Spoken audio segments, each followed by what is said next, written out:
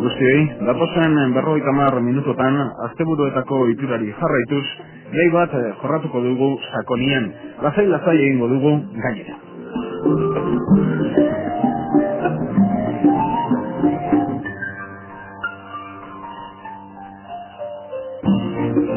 Muy buenas noches, hoy nos trasladamos hasta La Rioja, hasta San Millán de la Cogolla, hasta La Rioja actual. Lo vamos a hacer gracias a nuestros dos invitados. Estamos, como no, en la tertulia de Eusko Ikaskuntza, Sociedad de Estudios Vascos.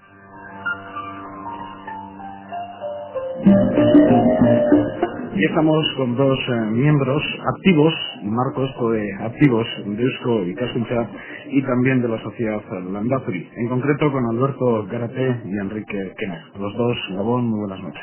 Gabón, buenas noches. Decía activos porque sí que sois de los que participáis en reuniones, tanto de Eusko Ikaskuntza, Landazuri, como también en las actividades, Alberto. Sí, así es.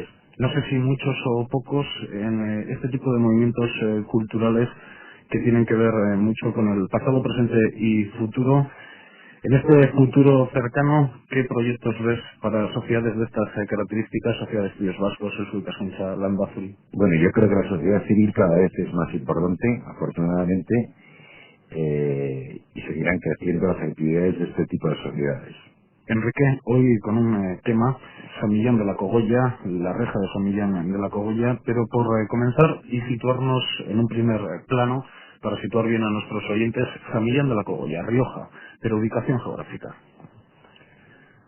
Bien, San Millán de la Cogolla es, como se sabe, un importante monasterio al sur del Ebro, en la Rioja de Masaya del Ebro, en la actual provincia de La Rioja, la antigua provincia de Logroño,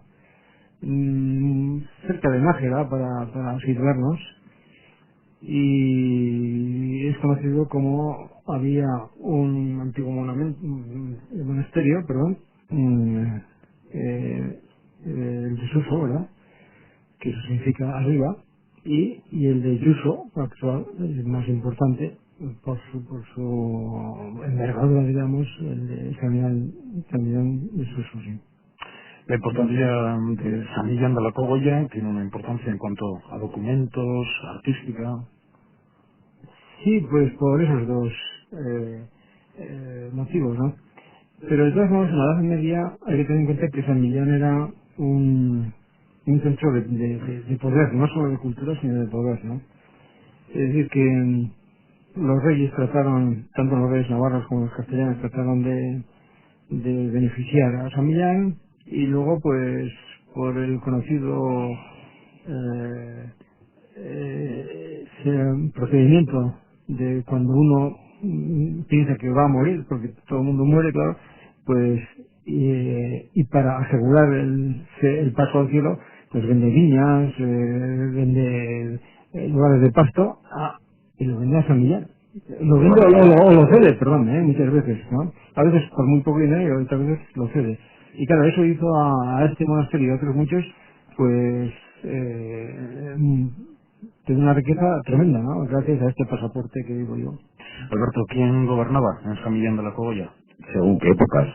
Inicialmente, San Millán de la Cogolla estaba en el límite entre la Castilla condal y La Rioja reconquistada por los árabes. A los árabes por los navarros. No podemos olvidarnos que el primer patrón de Castilla es San Millán de la Cogolla. Incluso aparece frente a Santiago, patrón del Reino de León, como San Millán Matamoros. Pero en la época del documento del cual vamos a hablar, San Millán de la Cogolla, como también la Castilla condal, estaba dentro de la corona de Sancho III el Mayor, rey de los pamploneses. Uh-huh. Y los poderes eclesiásticos de la época tenían otro poder al actual. Bueno, aparte de los obispados que existían, tenían mucha importancia indudablemente los monasterios. Los monasterios no solamente de una importancia económica y religiosa, sino como factores de creación de ideología cristiana. Por eso, Almanzor, el año 1000, 25 años antes del documento del cual vamos a hablar, destruye San Millán de la Cogolla, que es un importante centro de creación de ideología, no solamente religiosa, sino política, y también artístico, pensemos por ejemplo en los marfiles de San Millán, hoy en parte en el Louvre y parte en el Prado. Nos has situado también en el tiempo, siglo XI, nos situamos en esa época. Sí, el documento de la reja de San Millán es del año 1025 y parece que, a diferencia de los falsos votos de San Millán, la datación es correcta, aunque yo no soy historiador y no lo puedo asegurar. 1025, Alberto. ¿Qué dice ese documento? ¿Qué es ese documento, la reja de San Millán de la Cogolla?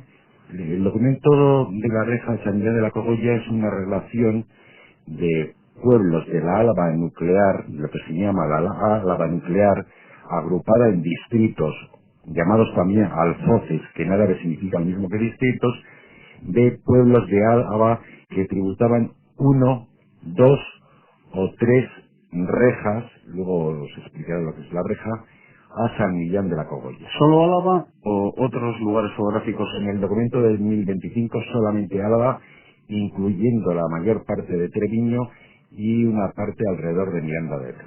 Entonces eran Álava. ¿Y qué es una reja? Una reja, la interpretación normal es el excedente agrario que se entrega al recaudador de San Millán para fabricar una reja de arado. Sin embargo, determinadas zonas, ya concretamente en la parte oriental de la llanada, no se entregaban rejas, sino que se entregaban andoscos, es decir, reses de ganado menor, un cordero, un cabrito de 2 años de edad. Lo cual hace suponer que los excedentes de cereal fundamentalmente se llevaban a la llanada oriental, la zona más o menos de Araya, para fabricar en las carrerillas de entonces, con hierro en parte guipuzcoano y con el carbón de las laderas de Encia o de Aigorri, las rejas de hierro. Para San Millán y sus posesiones, que tenía posesiones en Álava. Vamos, que lo que hacemos actualmente los alaveses con la Diputación Foral de Álava, con nuestra máxima institución, lo hacían por aquí entonces los habitantes que vivían en estas latitudes con San Millán de la Cogolla. Pues sí, indudablemente era uno de los poderes. ¿Y quién se quedaba con aquellos excedentes?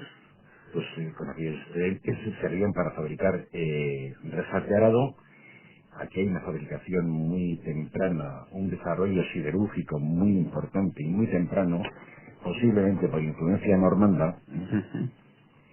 Los normandos están en los puertos de Cantabria y Bayona, es una base importante normanda en los siglos 9 y 10. Divulgarían posiblemente técnicas siderúrgicas, muchas veces de procedencia eslava. No podemos olvidarnos que los normandos comunicaban el Báltico con el mundo musulmán de Califato y con Bizancio, a través de las estepas rusas, donde aprenderían técnicas siderúrgicas mucho más desarrolladas que las que existían entonces en Europa Occidental, y esas rejas servirían para muchas cosas, para arar más profundamente, para talar los bosques, para construir, para fabricar armas, es decir, en el fondo para desarrollarse económicamente y también políticamente, porque indudablemente las lanzas y las espadas servían para la reconquista. ¿Crees que revertían en el pueblo? ¿El pueblo tributaba para luego volver al pueblo? Hombre, indudablemente siempre hay una redistribución de la riqueza. Cuando hay una fiscalidad, pues parte revierte al pueblo. Lo que hace falta ver es la proporción que queda entre los señores y el pueblo. No sé, Alberto, si por aquí entonces también existirían quejas, porque claro, hay que marcar cuál es el excedente agrario o el excedente ganadero que tienes. Lo que es evidente es que la tributación no era muy grande. Por otro documento, por los falsos votos de San Millán, se sabe que por cada 10 casas, es decir, por cada 10 vecinos se tributaba una reja. Que yo creo que se llegó a tributar, se sabe, hasta el siglo XVI o XVII. Hasta esa fecha, sí. Hasta el siglo XVI a San Millán. A San Millán, sí. Por lo menos en determinadas zonas, ¿sí? Y una reja de arao, que será medio metro como mucho de hierro, pues tampoco es un gran tributo anual para 10 vecinos. ¿Y tributaban todos? Es otra de las preguntas que me establecías. ¿Tributaban todos los alaveses una persona un tributo? No, yo tengo la seguridad de que no. ¿Por qué? Primero, antes del documento del año 1025 aparecen, por ejemplo, castillos como Estíbaliz, que claramente no tributan. Tampoco tributa, por ejemplo, Mártira, que posiblemente fuese un castillo importante.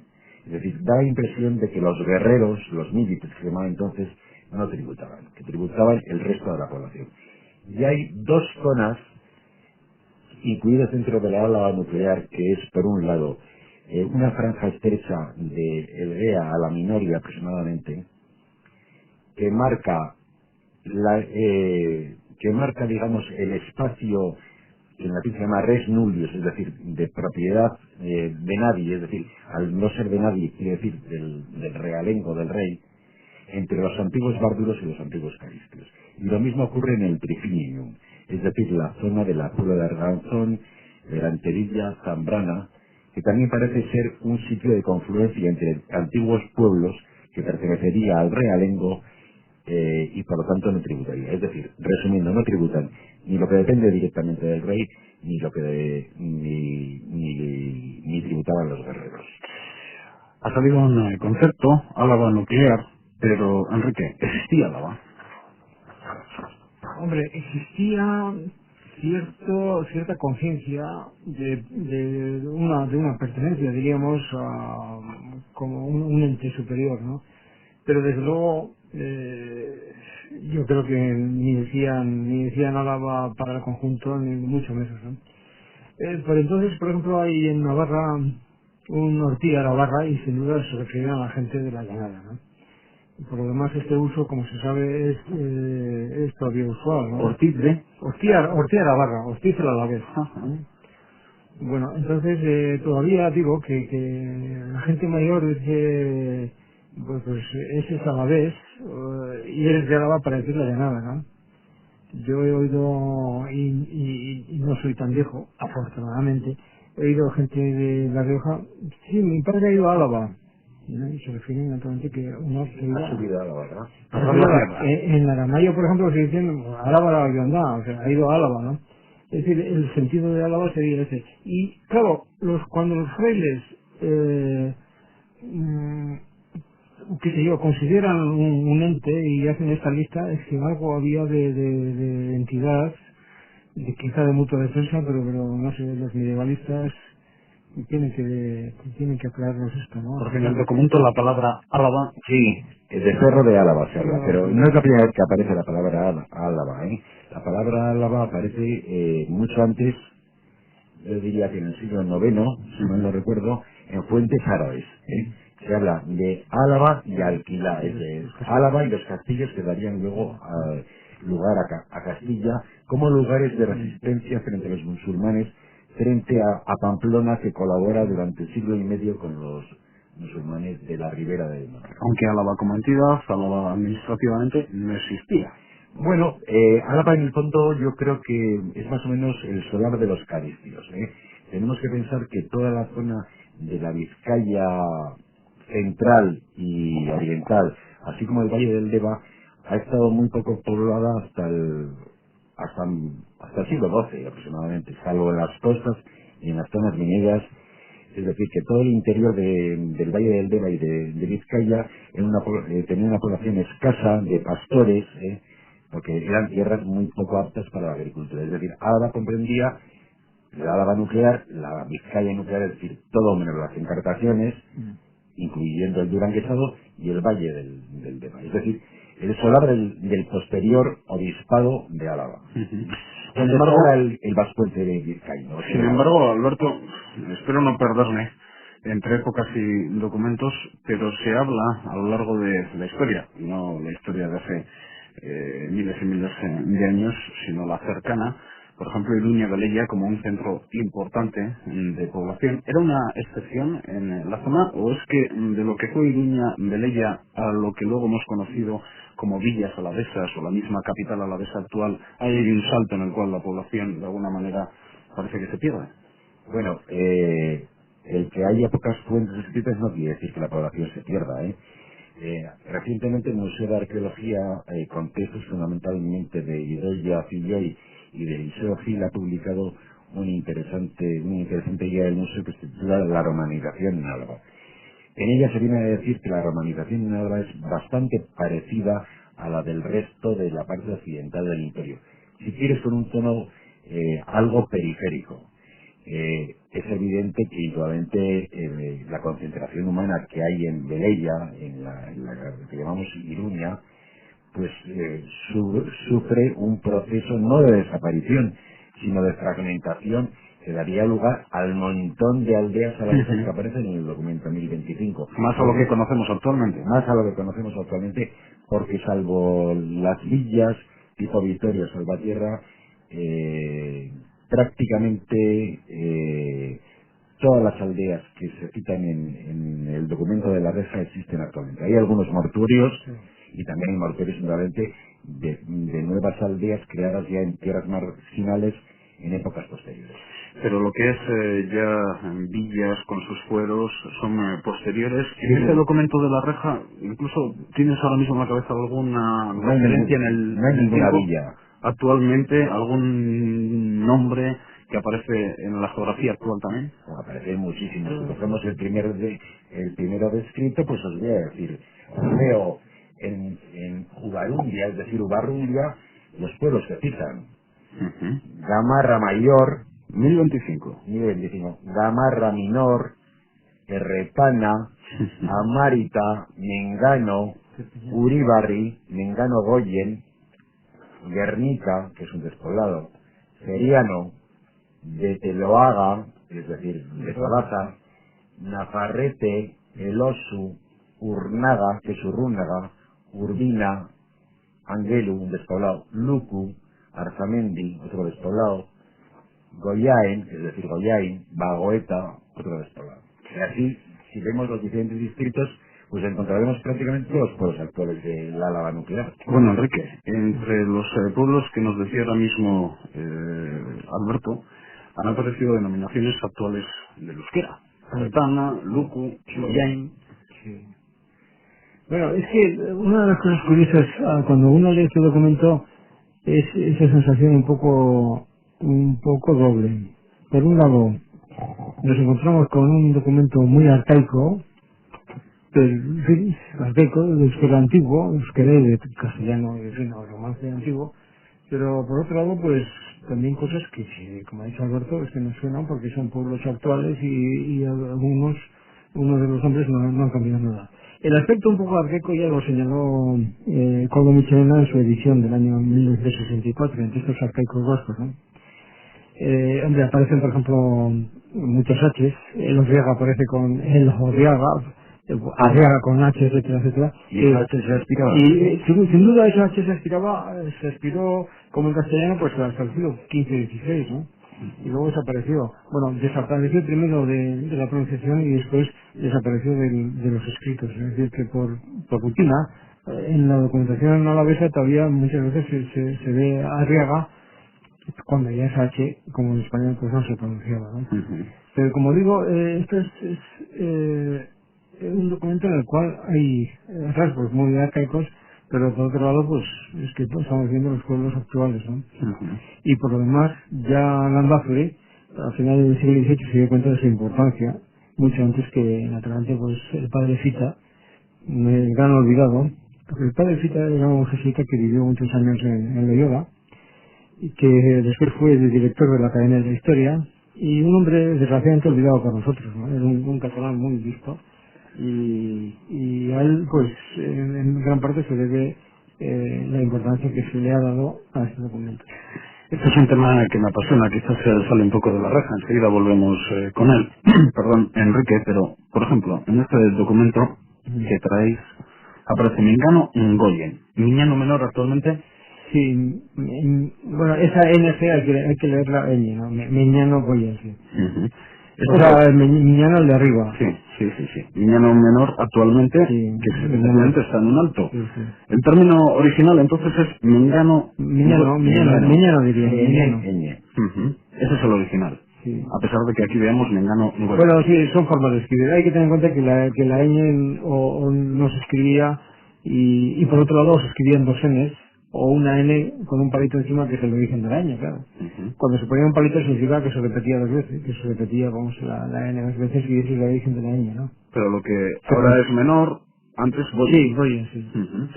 Muy bien, pues volvemos a la reja, Alberto, Porque si los habitantes de esta zona del planeta por aquel entonces tributaban a San Millán de la Cogolla, significa que San Millán de la Cogolla tenía una importancia tremenda en el entorno, que no había otros centros de esta importancia en los alrededores de aquellos alaveses del momento. Bueno, en la propia Álava nuclear, en aquella época, no hay ningún monasterio importante. Hay pequeños monasterios que se donan frecuentemente a San Millán de la Cogolla, como por ejemplo el de Salcedo, me acuerdo, Alguno fuera de la Álava nuclear, en Valdegovía concretamente, se donan a Oña, pero no hay ninguno de la importancia de San Millán de la Cogolla.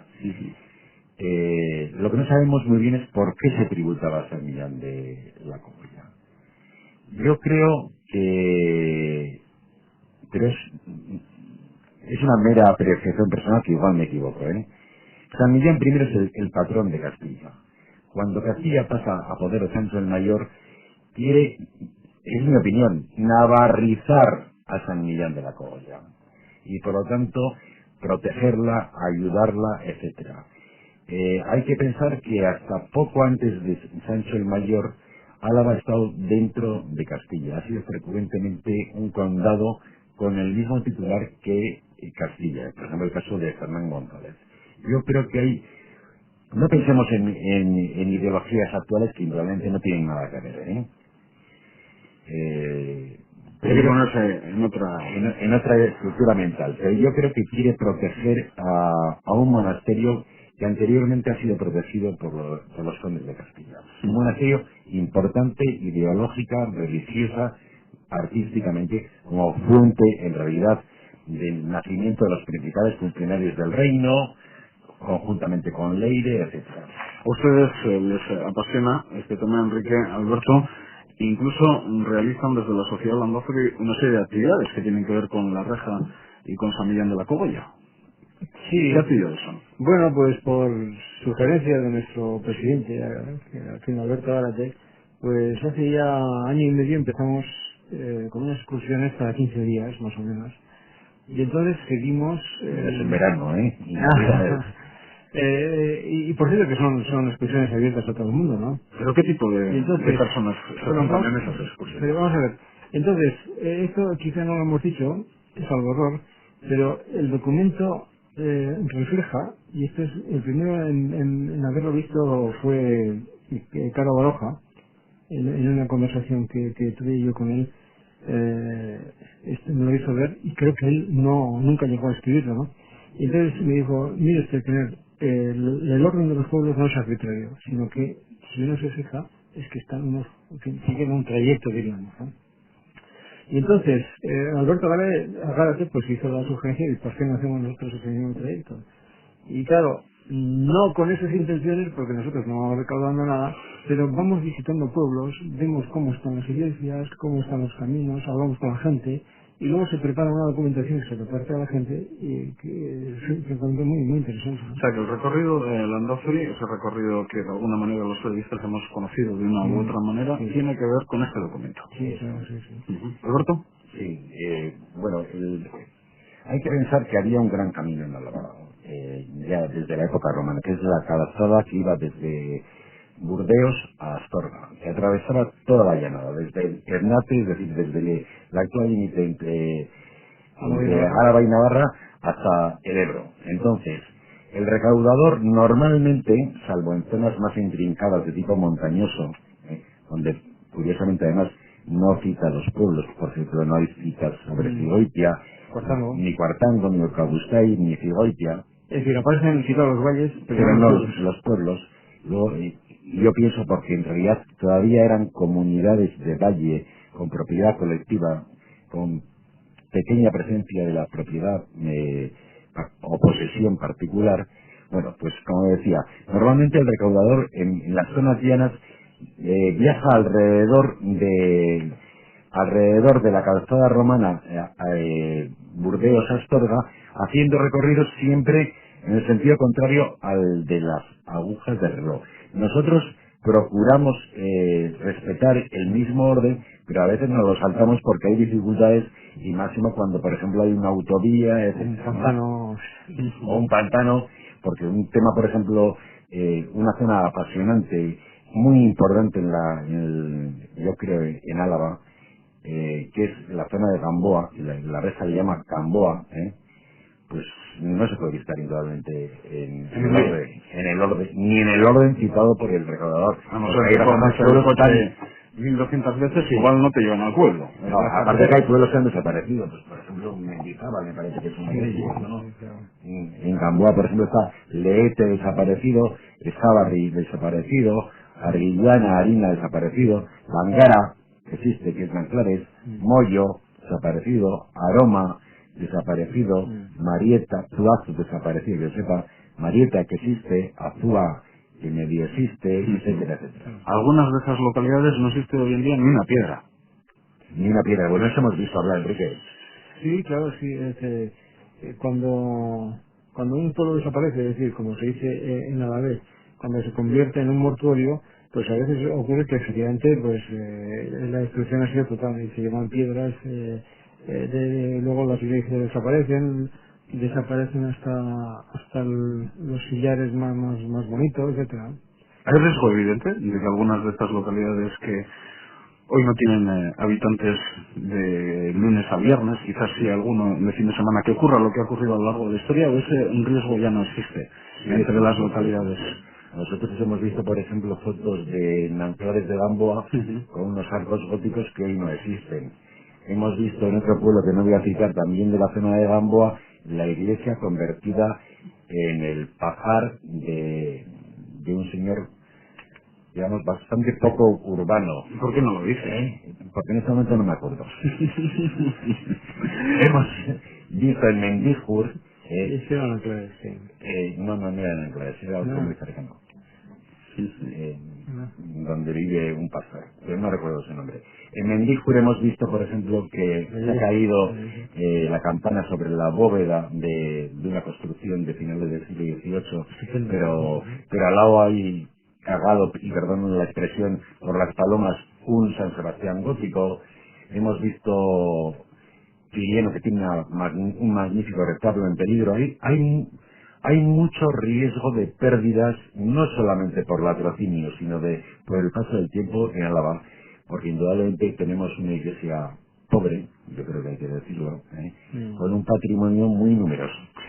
Enseguida volveremos otra vez a la reja de San Millán de la Cogolla, pero por ejemplo, conocida es la importancia de la iglesia de Ciriano, ustedes denuncian ese abandono, pero aparte de la denuncia, ¿se puede hacer más? ¿Es recogida por parte de las instituciones esa denuncia? ¿Sí, bueno, para algo, al fin y al cabo? Vamos a ver, lo que pasa en Álava naturalmente es que, como en otros sitios de España y del mundo, la densidad artística es impresionante. Es decir, yo creo que para muchos de nosotros ha sido una sorpresa, más o menos conocíamos, el visitar pueblos pequeños que hay y encontrar una orquesta artística, pero muy importante. Por ejemplo. Sí, claro. Y entonces, claro, ante esto, ¿qué se hace? Bueno, pues hay gente que practica el pesimismo y dice, bueno, es que todo esto no se puede mantener y, bueno, de esto, pues un 10%. Pero nosotros que practicamos el optimismo profiláctico, diríamos, pues tratamos de que todo eso no se pierda, de que surja una conciencia, porque realmente en parte la hay. Pensamos, por ejemplo, en la restauración casi por vereda o un salón de la iglesia de Vírgala, ¿no? Y entonces, bueno, creemos que primero por el pueblo y después las instituciones hay un campo tremendo que puede...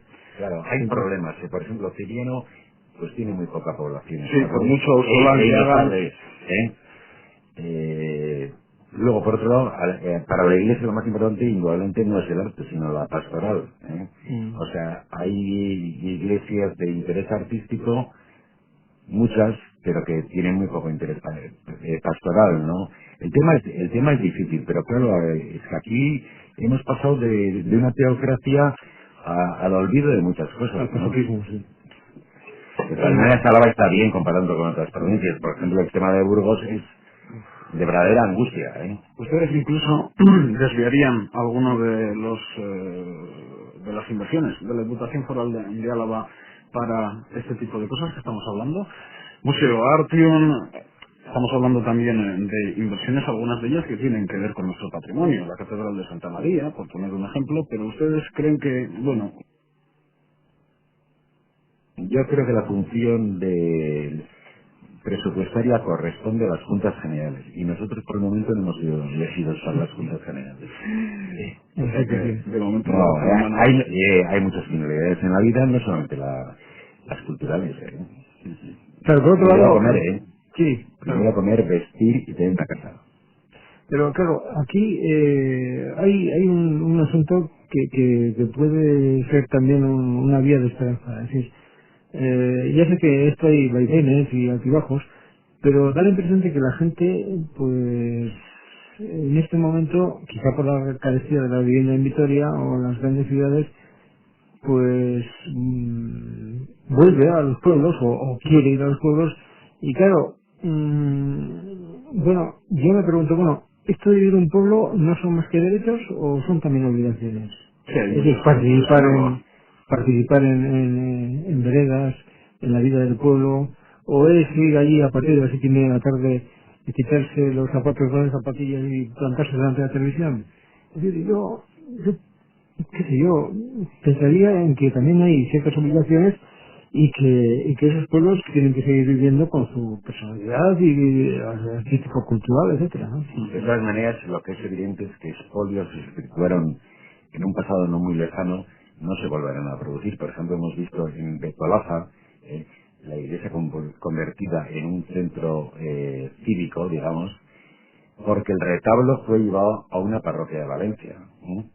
Sin embargo, con posterioridad descubrió una magnífica portada, porque pretendieron hacer en la sacristía, le hicieron en la continuación de la parroquia anterior. El caso de Betolaza, que también ha sido conocido, el tema de la iglesia. ¿Y cuántas personas se juntan en estas excursiones de la sociedad? Hombre, el domingo pasado, por ejemplo, fueron, yo creo, cerca de 30, ¿no? ¿Qué tipo de personas, Alberto? Pues indudablemente los jóvenes. Los jóvenes posiblemente porque no les interese o porque empezamos a las 9 de la mañana, a las 10 de la mañana, es decir, nos levantamos a las 9 de la mañana. ¿Cuántos miembros están dentro de la sociedad Landazuri? Unos 150. Y también se repite en lo que ocurre en las excursiones, la edad media, por decirlo de alguna manera, de sus participantes. Vamos, que es difícil introducir a la juventud.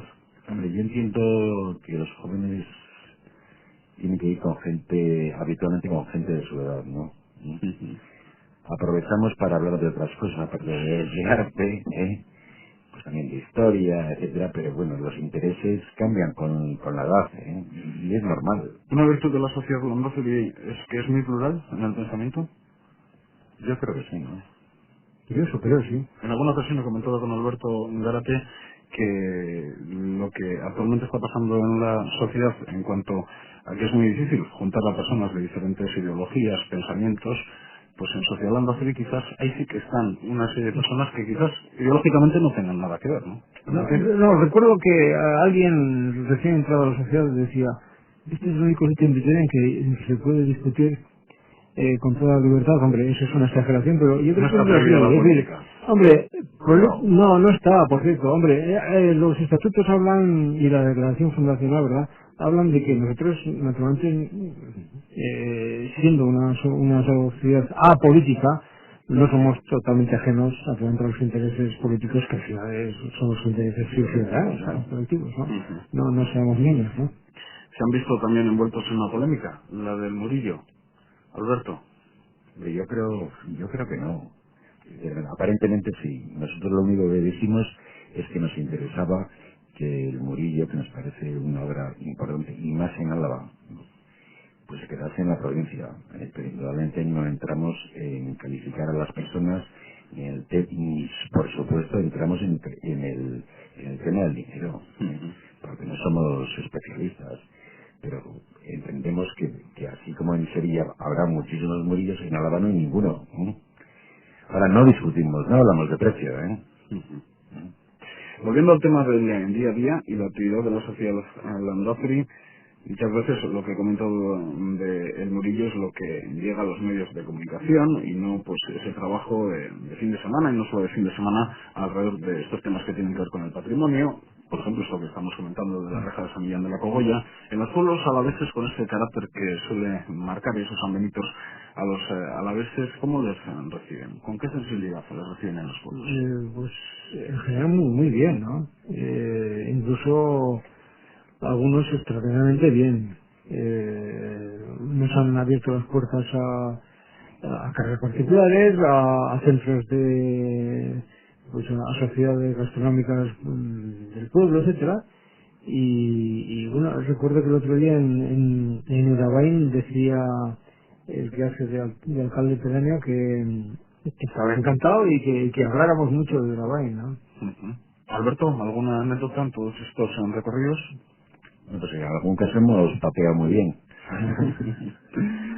Los vecinos, cuando ustedes plantean, bueno, pues quisiéramos hacer esta visita, lo vamos a hacer en la iglesia, les abren la iglesia sin ningún problema, ustedes se echan las manos a la cabeza cuando ven las condiciones en las cuales se puede encontrar aquella iglesia, ¿qué les comentan?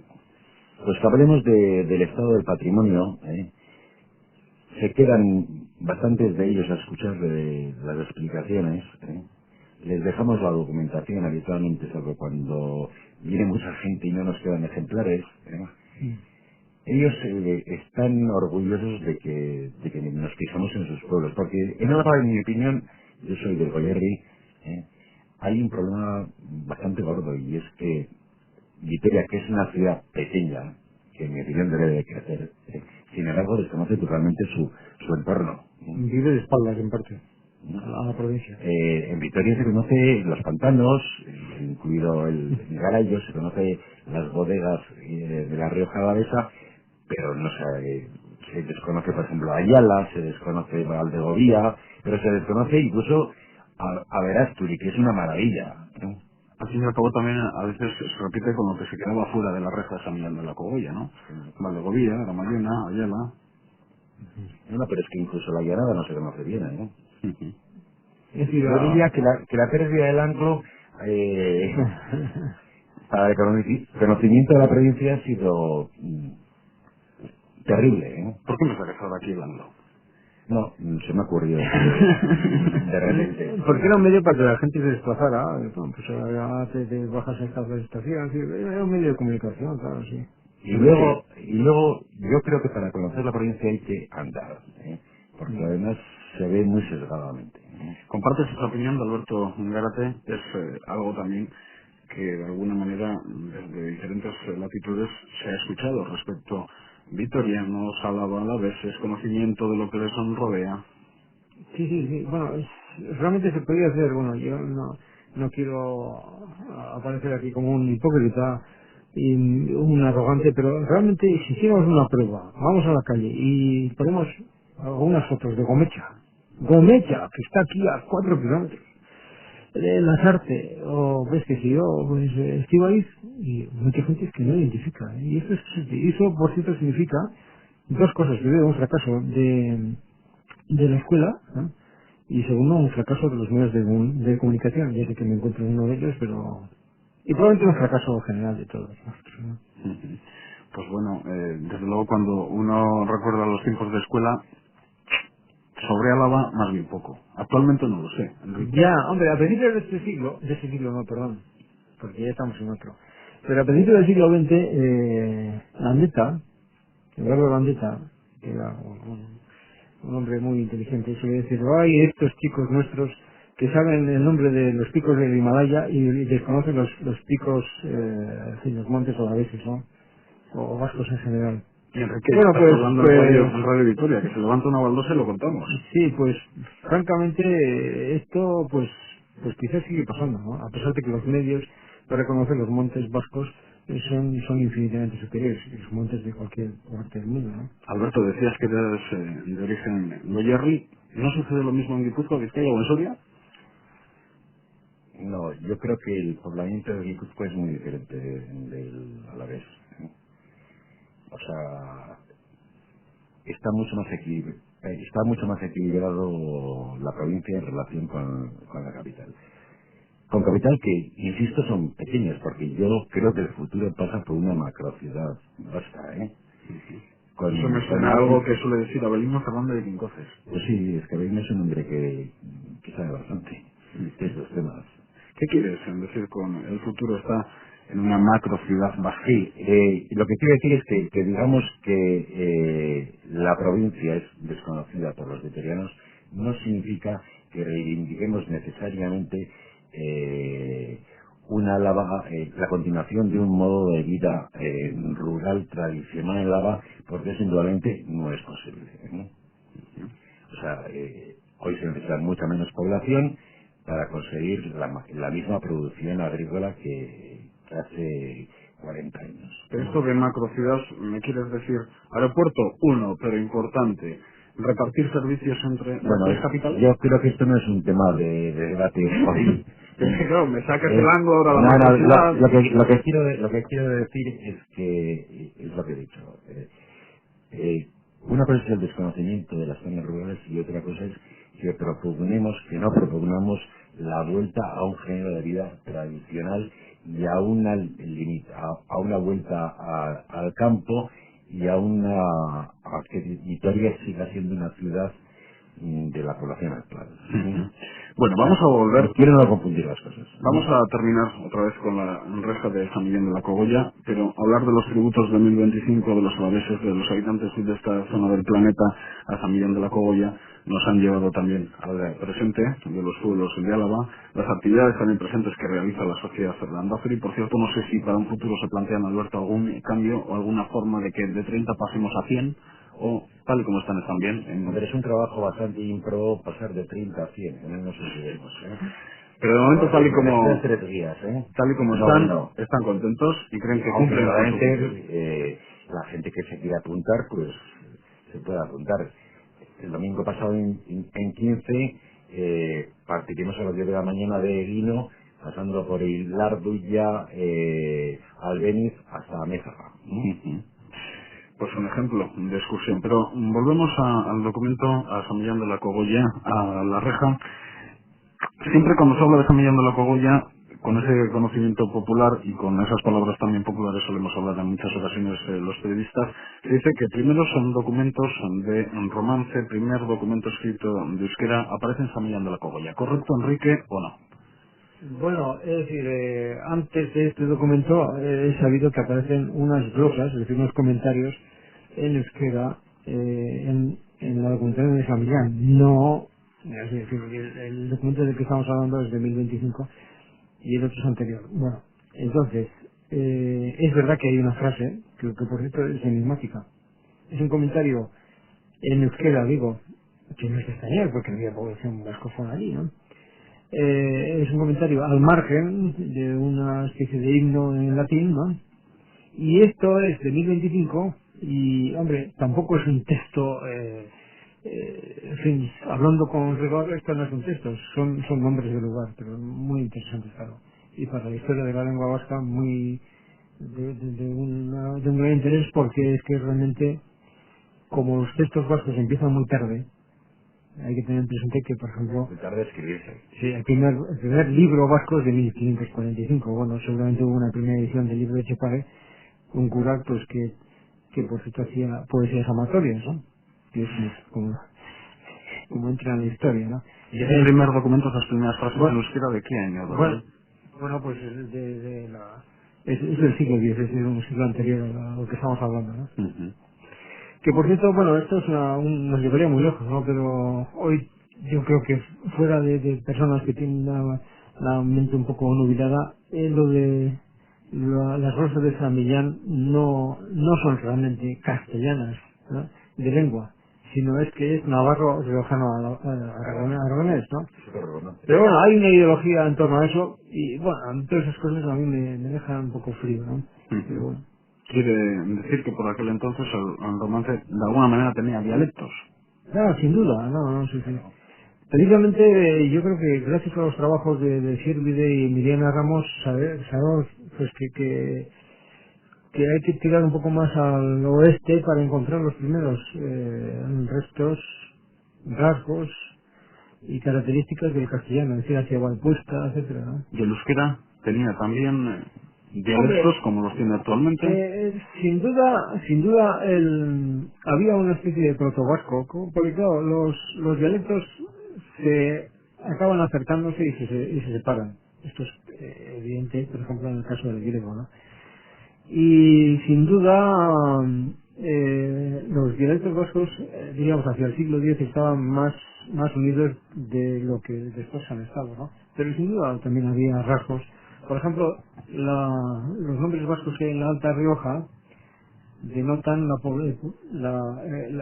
el poblamiento por alaveses, ¿no? De tipo Ullauri, Balsa, etcétera, no Iri, no Chanduri, no Belza, etcétera, ¿no? Quiere decir que iba gente, y para entonces ya los rasgos estos dialectales pues son patentes. Hay que tener en cuenta, por otro lado, que el estado natural de las lenguas es el dialecto. O sea, todas las lenguas que conocemos están más o menos divididas en dialectos. Claro que hay lenguas mucho más unidas que otras, ¿no? ¿Existía el dialecto a la vez en el euskera? Sin duda, sí, claro. Una cosa muy parecida. Bueno, cuando hablamos de dialecto a la vez, seguramente hay que hablar de dos partes muy bien definidas. Que sé yo, en Araya o Contrasta ya sería una cosa más guipuzcoano-navarra, mientras que, diríamos, legutiano, Mendoza, pues Murguía sería una cosa más, entre comillas, vizcaína. Siglo XI, 1025. ¿Hasta dónde llegaban las fronteras del euskera? Muy difícil saberlo, ¿no? Pero probablemente ha habido sitios han sido romances de siempre que más o menos en Álava, quiere decir. Valdegovía. Valdegovía es posible, pero claro, por ejemplo, hay un pueblo que se llama Basabe. ¿Qué significa eso? Pues que igual había un poblamiento por parte de algunos vascófonos, ¿no? Está claro. Basabe, antes de llamarse Basabe, se llama como una migración. Porque el euskera progresa, ¿eh? Sí, progresa y... En las encartaciones progresa, en la zona de Arceniga progresa. Y no digamos nada en la provincia de Burgos, que llega hasta Juarros, hasta las puertas de Burgos, capital, ¿no? En esa travesía que existía a través del puerto de Orduña. ¿Y que existe actualmente? No, más bien a través de la zona de Miranda. Sí. Y por otro lado, por ejemplo, es conocido que qué sé yo, pues en torno a Santa Cruz de Campezo, etcétera, pues hay una lengua también romance, ¿no? Y la Rioja Alavesa, pues hay dos zonas muy nítidamente o claramente diferenciadas.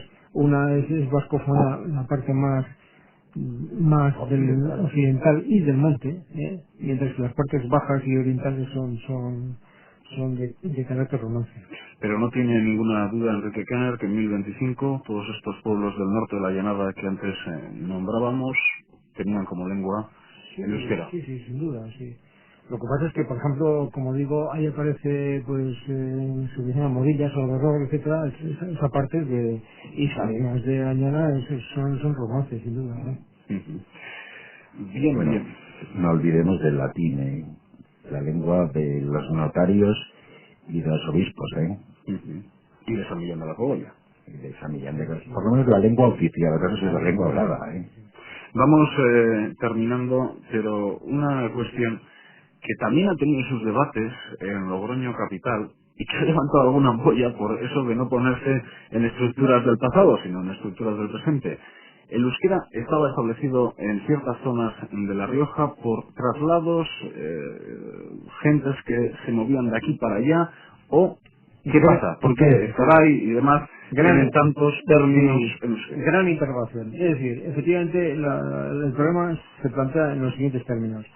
Antes de la inmigración, diríamos, de estas gentes navarras y alavesas, ¿había gente de lengua vasca en la Alta Rioja?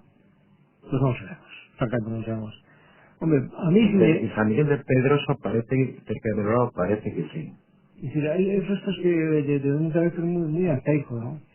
Pero no lo sabemos, ¿no? En cualquier caso, yo una vez recuerdo que hablé de este asunto en Logroño capital, y bueno, yo dije claramente que debíamos tener conciencia de que hay un patrimonio que es común por encima de fronteras administrativas y políticas, y que no debiéramos confundir las cosas. Lo tienes difícil, Enrique. Ya lo sé, ¿no? Bueno, yo veo francamente a una y otra parte del Ebro, y esto aprovecho para decirlo, unas actitudes que me parecen realmente absurdas, ¿no? Y sin embargo, si viéramos en todo esto pues un patrimonio común, pues nos iría mejor, ¿no? Alberto, ya te dejo rematar con este tema. Estamos hablando de historia, estamos hablando de documentos, de realidades, de sus interpretaciones yo también por parte de los profesionales, también liberal. ¿Por qué te gusta tanto terminar con el Porque, término liberal? porque es importantísimo. Ujú. También ha habido críticas recientes por parte de políticos a términos liberales. Lo que pasa es que entienden liberal en el sentido socioeconómico y no en el sentido de los valores. Bueno, no nos vamos a meter en mayores fregados, Alberto, que tienes mucho peligro y quizás yo también. Alberto Gárate, Enrique Kenner, muchas gracias por acercarnos a este documento de nuestra historia 1025, La Reja de San Millán, y recuerden que el pasado tiene también su presente con este trabajo que realizó la Sociedad Ferlandaferi en el día a día. A los dos, a lo dicho, muchas gracias. Gracias a ti. Eta zuei, entzulei badakizue. Datorren astean, hemen izango gara, Eusko Ikaskuntzaren mai inguruan beste gai batekin. Batek daki ze izango den. Aurra.